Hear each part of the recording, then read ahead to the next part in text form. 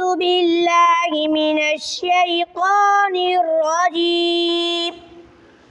بسم الله الرحمن الرحيم. وما اختلفتم فيه من شيء فحكمه إلى الله، ذلكم الله ربي عليه توكلت وإليه أنيب. فاطر السماوات والأرض جعل لكم من أنفسكم أزواجا ومن الأنعام أزواجا يذرأكم